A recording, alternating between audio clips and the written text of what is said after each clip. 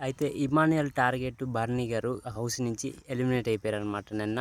అయితే నేను ముందు నుంచి చెప్పాను ఇమాన్యుయల్ పవర్ అస్త్ర వాడతాడా వాడ్డా అని.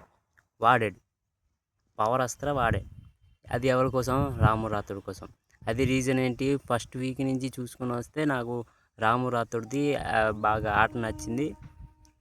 నాకు ఇంకా 2 వారాలుగా బర్నీ గారి ఆట నాకు అర్థం కావట్లేదు, కనబడలేదు అని ఒక ఇది ఇచ్చి, ఒక స్టేట్మెంట్ ఇచ్చి రాము రాథోడ్ని సేవ్ చేశాడనమాట.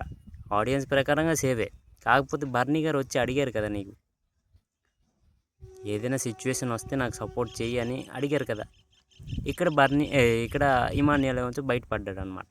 కొద్దిగా లైట్గా గేమ్ నాకు అర్థమైపోయింది, ఇమాన్యుయల్ది బాగా అర్థమైపోయింది. బర్నీ గారిని ముందే నా టార్గెట్ బర్నీ గారు అనొచ్చు కదా, అనలే.